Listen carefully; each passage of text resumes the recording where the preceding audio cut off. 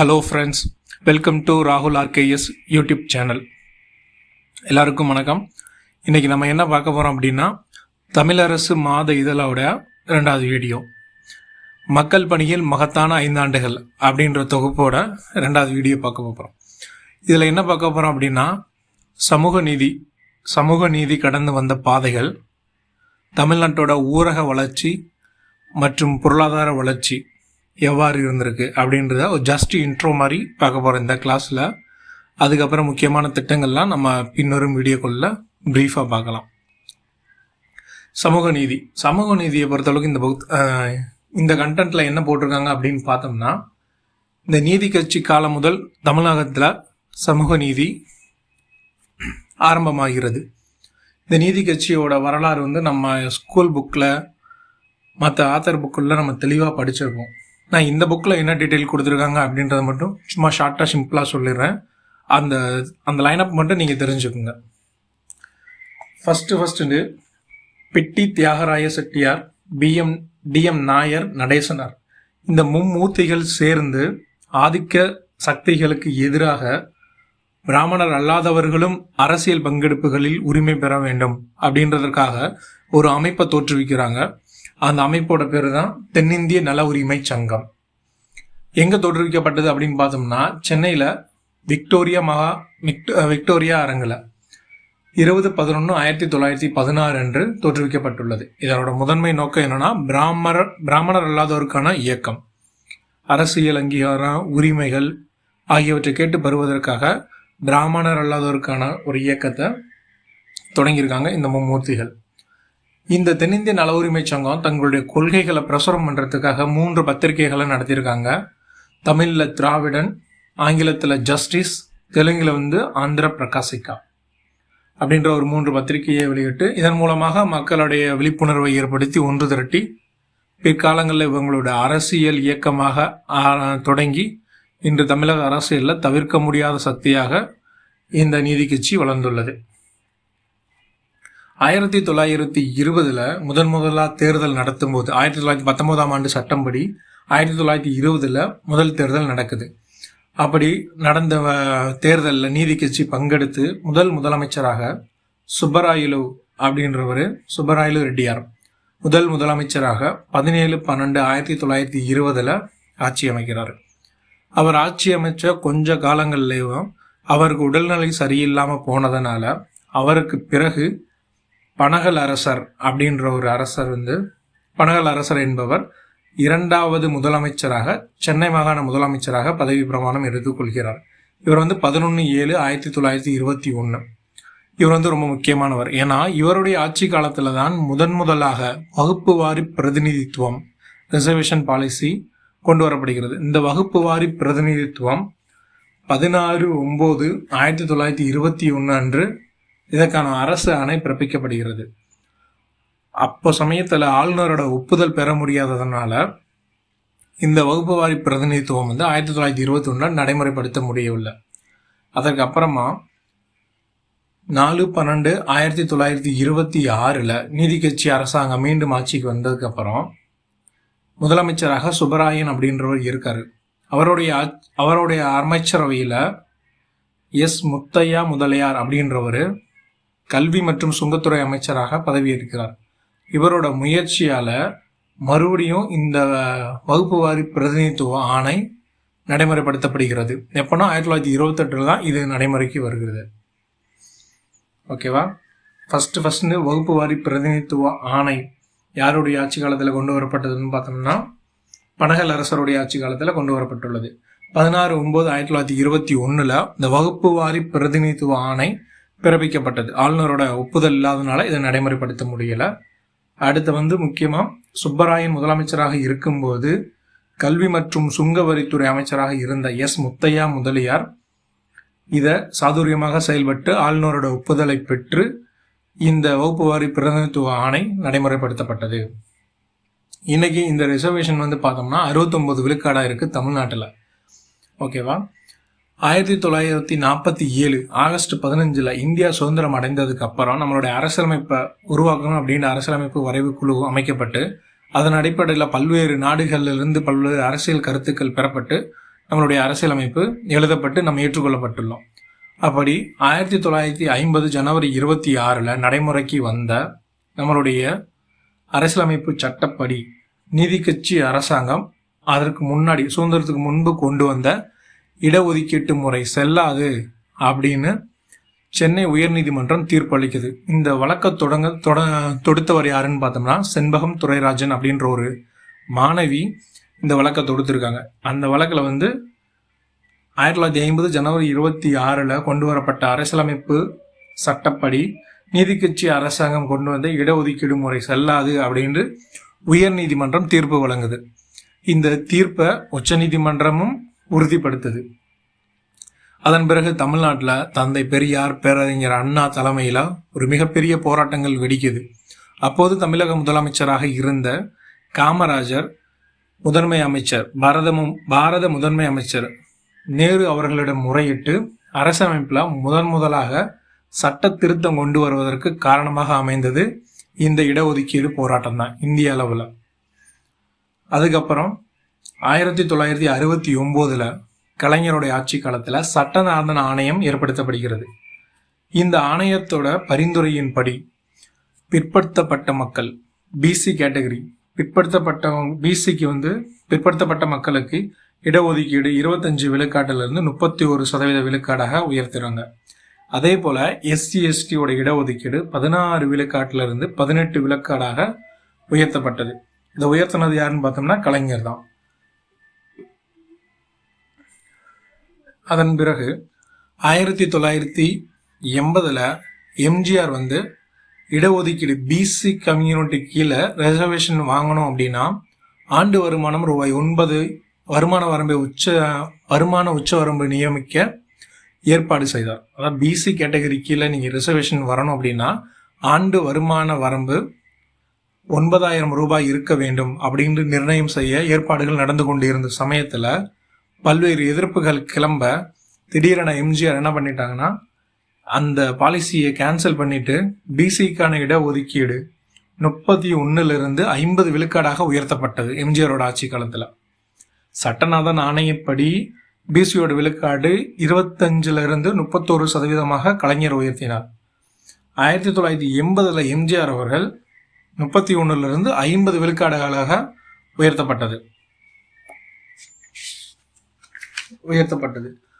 அதன் பிறகு 1989 ஆட்சி பொறுப்புக்கு வந்த கலைஞர் என்ன பண்றாருன்னா இந்த பிற்படுத்தப்பட்ட வகுப்பினர் பிரிவில் இருந்தா சில நலிந்த பிரிவினரை உள்ளடக்கி வேறு சிலரையும் உள்ளடக்கி தனியா மிகவும் பிற்படுத்தப்பட்ட பிரிவினர் அப்படின்று எம்பிசி கேட்டகரி உருவாக்குறாரு. அப்போ அந்த 50 2 ஸ்பிளிட் ஆகுது. எம்பிசிக்கு ஒரு 20 விழுக்காடும் பிசிக்கு 30 விழுக்காடும். அதுக்கப்புறம் SC/STக்கு மொத்தம் 18 விழுக்காடாக இருந்தது. அந்த 1989 எஸ்சிக்கு மட்டும் 18 விழுக்காடாகவும் எஸ்டிக்கு தனியாக ஒரு விழுக்காடு கொண்டு வரப்பட்டுள்ளது. அப்புறம் அந்த பிசியிலேயும் அதுக்கப்புறம் பிசியில் சிறுபான்மையின முஸ்லீம்களுக்கு 3.5 விழுக்காடும் எஸ்சியில் அருந்ததி இன மக்களுக்கு தனியாக 3% விழுக்காடும் உள் இடஒதுக்கீடாக ஒதுக்கீடு செய்யப்பட்டு தற்போது 69 விழுக்காடு இடஒதுக்கீடு முறை தமிழகத்தில் பின்பற்றப்படுகிறது. இதனால சமூக நீதியில் தமிழ்நாடு மாநிலம் முதல் மாநிலமாக விளங்குகிறது இன்றைய நவீன காலத்தில். நீட் அகில இந்திய ஒதுக்கீட்டில் இதர பிற்படுத்தப்பட்ட பிரிவினருக்கான 27 விழுக்காடு இடஒதுக்கீடு தற்போது அனைவருக்கும் கிடைப்பது உறுதியாகியுள்ளது. இந்த ஜட்ஜ்மெண்ட் முதலமைச்சர் அவர்கள் உச்சநீதிமன்றம் சென்று பெற்று தந்துள்ளார். அடுத்து மகளிருக்கான முன்னேற்ற திட்டங்கள் என்னென்ன அப்படின்னு பார்த்தோம்னா இப்போ பார்க்க போகிற திட்டங்கள் எல்லாமே நம்ம புத்தகத்தில் தெளிவாகவே இருக்குது. இருந்தாலும் இதை பற்றி ஷார்ட்டாக தெரிஞ்சுக்குங்க. மகளிர் முன்னேற்றம் 1921 முதலாக நடைபெற்ற தேர்தலில் பெண்களுக்கு வாக்களிக்கும் உரிமை வழங்கப்பட்டது. 1975 விதவை மறுமண திட்டம் கொண்டு வரப்பட்டது. 1989 சம சொத்து உரிமை சட்டம். 1989 பெண்களுக்கு 30 விழுக்காடு இடஒதுக்கீடு கல்வி மற்றும் வேலை வாய்ப்புகளில். 1989 பெண்களுக்கு கல்வி மற்றும் வேலை வாய்ப்புகளில் இடஒதுக்கீடு. 1996 உள்ளாட்சியில் பெண்களுக்கு 33 விழுக்காடு இடஒதுக்கீடு வழங்கப்பட்டது. 1996 அடுத்து மகளிர் உரிமை தொகை திட்டம். இந்த மகளிர் உரிமை தொகை திட்டத்தை பற்றி நிறைய டேட்டாஸ் இருக்குது. நம்ம அந்த அடுத்தடுத்த வீடியோவில் தெளிவாக பார்க்கலாம். இப்போதைக்கு இந்த திட்டத்தோட பயனாளிகள் அப்படின்னு பார்த்தோம்னா பயனாளிகளோட எண்ணிக்கை 1,30,60,69,831 பேர் இந்த மகளிர் உரிமை தொகை திட்ட பயனாளிகளாக இருக்காங்க. இதோட நோக்கம் பார்த்தோம்னா தகுதியான குடும்ப தலைவிகளுக்கு மாதம் ரூபாய் 1000 வழங்கும் திட்டம். புதுமை பெண் திட்டம். புதுமை பெண் திட்டம் அப்படின்னா அரசு மற்றும் அரசு உதவி பெறும் பள்ளிகளில் பயின்று உயர்கல்வி பயிலும் மாணவிகளுக்கு மாதம் ரூபாய் 1000 வழங்கும் திட்டம். மாணவர்களுக்கு இதே போல ஒரு திட்டம் இருக்கு, தமிழ் புதல்வன் திட்டம். அடுத்து இளஞ்சிவப்பு ஆட்டோ. இளஞ்சிவப்பு ஆட்டோ அப்படின்றது பார்த்தோம்னா இந்த திட்டம் முதலாக தற்பொழுது சென்னையில் மட்டும் நடைமுறை உள்ளது. இளஞ்சிவப்பு ஆட்டோ மொத்தம் 250 ஆட்டோக்கள் வழங்கப்பட்டு பயன்பாட்டில் உள்ளது. இதோட சிறப்பம்சம் என்னன்னு அவசர கால அழைப்பு, பாதுகாப்பு, GPS பொருத்தப்பட்டது, பெண்களுக்காக பெண்களை இயக்கும் ஆட்டோ போன்ற பல பாதுகாப்பு அம்சங்கள், சிறப்பு அம்சங்கள் உள்ளது. மட்டுமல்லாமல் பெண்களுக்கு பல வேலை வாய்ப்புகளை வழங்குவதற்காக வழங்குவதும் மற்றும் பொருளாதார முன்னேற்றங்களும் இதில் ஏற்படுகிறது. அடுத்து ஊரக வளர்ச்சிக்காக தமிழ்நாடு அரசு செய்த சில திட்டங்கள். கலைஞர் கனவு இல்ல திட்டம். இந்த திட்டத்தின்படி 2030க்குள்ள குடிசைகள் இல்லாத கிராமங்கள் உருவாக்க வேண்டும் அப்படின்றதான் இந்த திட்டத்தோட முதன்மை நோக்கம். இது வரைக்கும் 6.5 லட்சம் உயர்தர வீடுகள் கட்டித்தரப்பட்டுள்ளன. 1,50,000 வீடுகள் பழுது நீக்கம் செய்யப்பட்டுள்ளது. பொருளாதார வளர்ச்சி. தமிழக அரசு பொருளாதார வளர்ச்சினா வெறுமன முதலீடு செய்வது மட்டும் இல்லாமல் ஒவ்வொரு குடிமக்களோட நலனையும் அவங்களுடைய சுகாதாரத்தையும் கருத்தில் கொண்டு செயல்படுகிறது. அப்போ ஒரு பொருளாதார வளர்ச்சியோட ஊற்றுக்கண் எங்கே இருக்குது அப்படின்னு பார்த்தோம்னா சுத்தமான குடிநீர் மற்றும் கழிவுநீர் மேலாண்மை. எல்லாருக்கும் எல்லாம் அப்படின்றத ஒரு தாரக மந்திரத்தை கொண்டு இந்த திராவிட அரசு செயல்பட்டு இருக்கிறதுனால எல்லாருக்குமே சுத்தமான குடிநீர் கழிவுநீர் மேலாண்மையில் திறம்பட இருக்கணும் அப்படின்னு சொல்லி கவனமாக செயல்பட்டு வருகிறது. சுத்தமான குடிநீருக்காக ஜல் ஜீவன் திட்டம். இந்த திட்டம் மத்திய மாநில அரசுகளோட நிதி உதவியோட செயல்படுத்தப்படுகிறது. இது வரைக்கும் 1.2 கோடி குடும்பங்களுக்கு குடிநீர் இலவச சுத்தமான குடிநீர் இணைப்பு வழங்கப்பட்டுள்ளது. இதற்காக 2,500 கோடி ரூபாய் ஒதுக்கீடு செய்யப்பட்டுள்ளது. இதில் மத்திய மாநில அரசுகள் ரெண்டுமே பங்களிப்பு செய்கிறது. அடுத்து கழிவுநீர் மேலாண்மைக்கு அப்படின்னு பார்த்தோம்னா ஸ்வச் பாரத் தூய்மை பாரத இயக்கம். இதன் மூலமாக 3.1 லட்சம் தனிநபர் கழிவறை கட்டப்பட்டுள்ளது. 2000 பொது கழிவறை கட்டப்பட்டுள்ளது. 1300க்கும் மேற்பட்ட கழிவுநீர் சேகரிப்பு வாகனங்கள் வாங்கப்பட்டுள்ளன. இதற்காக மொத்தம் 100 கோடி ரூபாய் ஒதுக்கீடு செய்யப்பட்டுள்ளது. இந்த மாதிரி தூய்மையான வாழ்விடமும் சுகாதாரமான வாழ்விடமும் தூய்மையான குடிநீரும் கிடைக்கும் பொழுதுதான் பொருளாதார முன்னேற்றம் இருக்கும் அப்படின்னு சொல்லி இந்த ஸ்கீமுக்கெல்லாம் அதிகமான நிதி ஒதுக்கி தமிழக அரசு கிராமப்புற வளர்ச்சிகளிலும் அக்கறை கொண்டு செயல்பட்டு வருகிறது அப்படின்னு தெரிவிச்சிருக்காங்க. குழந்தை நேய பள்ளி உட்கட்டமைப்பு மேம்பாட்டு திட்டம் CESIDS. இதன் மூலமாக 2600 புதிய கூடுதல் வகுப்பறைகள் கட்டப்பட்டுள்ளது. இதன் மூலமாக கிராமப்புற கற்றலை அதிகரிக்க முடியும் அப்படின்னு அரசாங்கம் நம்புது. அடுத்து பள்ளி உட்கட்டமைப்பு மேம்பாட்டு திட்டம் 500 கோடி ரூபாய் ஒதுக்கீடு செய்யப்பட்டுள்ளது. இது என்னன்னா ஊரக பள்ளிகளின் பழுது நீப்பதற்காக மராமத்து வேலைகளும் கிராமப்புற பள்ளிகளில் இந்த 500 கோடி ரூபாய் நிதி ஒதுக்கீடு செய்யப்பட்டு கிராமப்புற பள்ளிகளை மராமத்து வேலைகள் செய்து பழுது நீக்கும் வேலைகளுக்காக இந்த திட்டம் கொண்டு வரப்பட்டது. உள்கட்டமைப்பு மேம்பாட்டு திட்டம். அதன் பிறகு கிராமப்புற மேம்பாட்டுக்காக அனைத்து கிராம அண்ணா ஊரக மறுமலர்ச்சி திட்டம், நமக்கு நாமை திட்டம் போன்ற பல்வேறு திட்டங்கள் செயல்படுத்தப்பட்டுள்ளது. இந்த ஒவ்வொரு திட்டங்களையும் நம்ம அடுத்தடுத்து வர வீடியோக்குள்ள தெளிவாக பார்க்கலாம். அடுத்து பொருளாதார மேம்பாடு. ஊரக பகுதிகளில் பொருளாதார மேம்பாட்டுக்காக என்ன திட்டங்கள் போட்டிருக்காங்க அப்படின்னு பார்த்தோம்னா ஊரக பகுதிகளில் தவிர்க்கவே முடியாத ஒரு திட்டம் 20 ஆண்டுகளுக்கு முன்பு போடப்பட்டு கடந்த 20 ஆண்டுகளாக கிராமப்புற மக்களின் வாழ்வாதாரத்தில் ஊன்றி இருக்கிற ஒரு திட்டம் மகாத்மா காந்தி தேசிய ஊரக வேலைவாய்ப்பு உறுதி திட்டம் 2005. இதன் மூலமாக நிலமற்ற ஏழை விவசாயிகள், கிராமப்புற ஏழை எளியோர் போன்றோர் பயன்பெற்று வருகின்றனர். பொருளாதார வளர்ச்சி. அடுத்து நம்ம பார்க்க போகிறது என்னன்னா தமிழ்நாட்டோட பொருளாதார வளர்ச்சி எப்படி இருக்கு அப்படின்ட்டு. இது நம்ம பார்க்க போகிறது எல்லாமே ஜஸ்ட் இன்ட்ரோடக்ஷன். அதுக்கப்புறம் நம்ம பின்னாடி வர வீடியோக்குள்ள ஒவ்வொரு துறைகளோட என்ன சிறப்பம்சங்கள் இருக்குது அப்படின்றத பார்க்க போகிறோம். இப்போ தமிழ்நாட்டோட பொருளாதார வளர்ச்சியை பார்த்த அளவுக்கு 2024-25 கடந்த ஆண்டில் தமிழ்நாட்டோட பொருளாதார வளர்ச்சி 16 விழுக்காடு என்ற அளவில் உள்ளது. இது மகாராஷ்டிரா மற்றும் குஜராத் மாநிலங்களை விட முன்னேறி உள்ளது. மகாராஷ்டிரா மற்றும் குஜராத் மாநிலங்களை பின்னுக்கு தள்ளி தமிழ்நாடு 16% வளர்ச்சி அடைந்துள்ளது.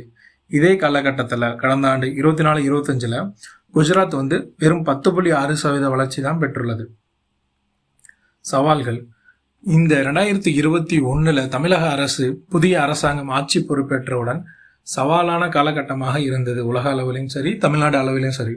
ஒன்று பெருந்தொற்று அப்படின்னு சொல்லப்பட்ட கொரோனா நோய், அதனால் பாதிக்கப்பட்ட அரசு துறைகள், வருவாய் இழப்பு அப்படின்ற காரணங்களுக்காக கடுமையான சவால்களுக்கு இடையில் ஆட்சி பொறுப்பு ஏற்று இன்னைக்கு இந்த 5 ஆண்டுகளில் தமிழ்நாட்டோட பொருளாதார வளர்ச்சி அடைந்திருந்த குஜராத் மாநிலத்தை விட வளர்ந்துருக்கு. அப்படின்னா அவ்வளோ பொருளாதார திட்டங்களையும் மக்கள் நலத்திட்டங்களையும் மேம்பாட்டு திட்டங்களையும் செயல்படுத்தியிருக்கோம் அப்படின்னு சொல்ல வராங்க. 23-24 தமிழ்நாட்டோட பொருளாதாரம் 27.22 லட்சம் கோடி ரூபாயாக இருந்துச்சு. ஆனால் 24-25 31.19 லட்சம் கோடியாக உயர்ந்திருக்கு.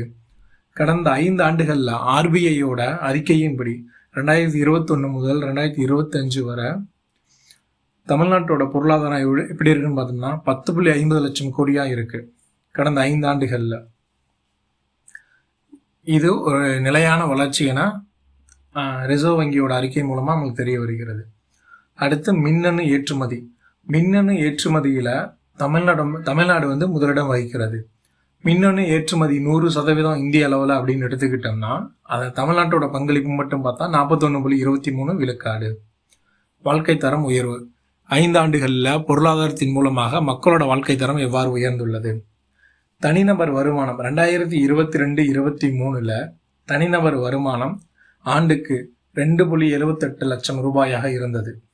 2024-25 3.58 லட்சம் ரூபாயாக உயர்ந்துள்ளது. கடந்த ஓராண்டில் மட்டும் 29 விழுக்காடு அளவுக்கு உயர்ந்துள்ளது. 2025 நோபல் பரிசு பெற்ற பொருளாதாரத்திற்கான நோபல் பரிசு பெற்ற பொருளாதார அறிஞர் ஜோயல் மைக்கேல் மோகிரின் என்ன சொல்றாருன்னா, ஒரு பொருளாதாரம் வளர வேண்டுமெனில் புதிய சிந்தனையும் புதிய தொழில்நுட்பமும் வேண்டும். பழைய தொழில்நுட்பங்களை அகற்றி புதிய உயர்தரமான தொழில்நுட்பங்களை கொண்டு வர வேண்டும் அப்படின்னு சொல்றாரு. இந்த ஸ்டேட்மெண்ட்டுக்கு ஏற்ற போல தமிழக அரசும் கால மாற்றத்திற்கு ஏற்ப பல புதிய திட்டங்களையும் செயல்படுத்திட்டு வராங்க. அதுல முக்கியமான ஒன்று தான் வெஹிக்கிள். இன்று நகரமயமாதல் காலகட்டத்தினால நம்ம அதிகமான எரிபொருள் வாகனங்களை, அதாவது பெட்ரோல் டீசல் வெஹிக்கிள்ஸை யூஸ் பண்ணும்போது காற்று மாசுபாடு, ஒலி மாசுபாடு, நில மாசுபாடு போன்ற பல வகையான பிரச்சனைகள் ஏற்படுகிறது. கார்பன் வெளியீடு போன்ற சுற்றுச்சூழல் பாதிப்பு ஏற்படுகிறது.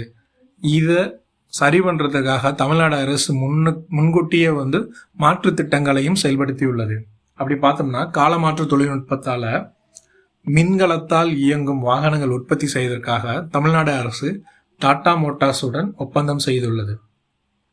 அதே போல ஜவுளித்துறையால் ஏற்படுகிற கழிவுகளையும் பாதிப்புகளையும் குறைப்பதற்காக ஜவுளித்துறையிலும் பல புதிய நவீன தொழில்நுட்பங்களை பயன்படுத்தியுள்ளது. பெகட்ரான், டெல், சாம்சங்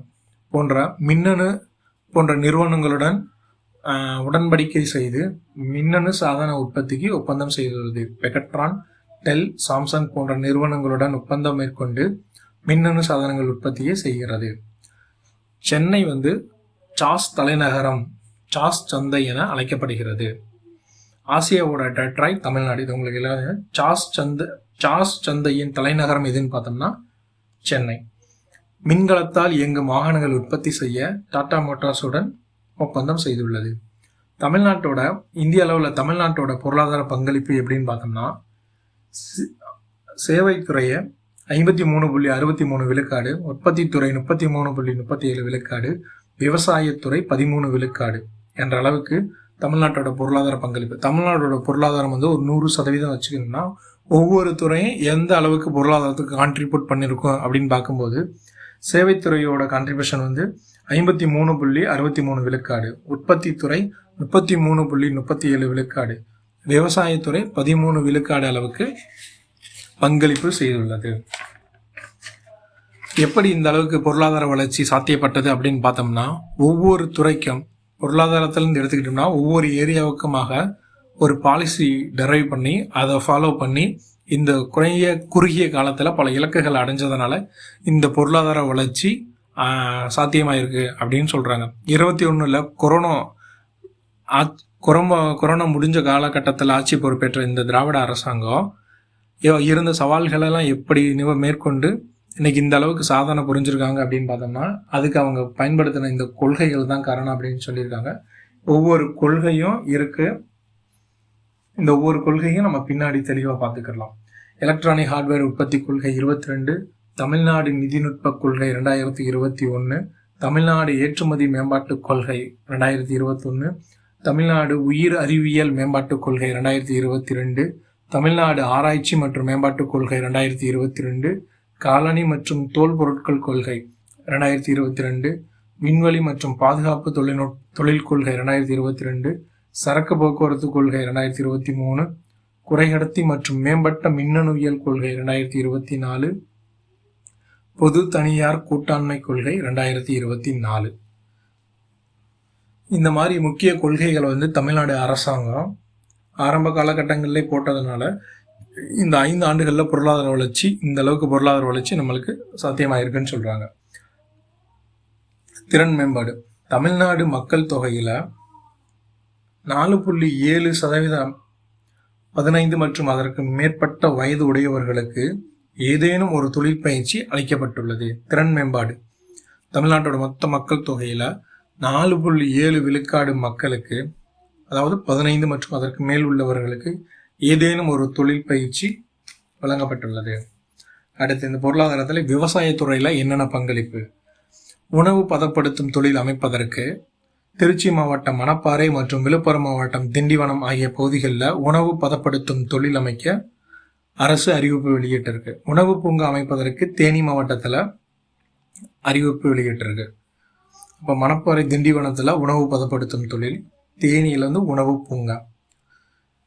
2021 தமிழ்நாட்டில் இருந்த சிப்காட் தொழிற்பேட்டைகளின் எண்ணிக்கை 21. 2021 21 தொழிற்பேட்டை. ஆனால் 2025 அந்த தொழிற்பேட்டைகளின் எண்ணிக்கை 54 விழுக்காடு அளவுக்கு 54, அந்த எண்ணிக்கை 54ஆக உயர்ந்துள்ளது.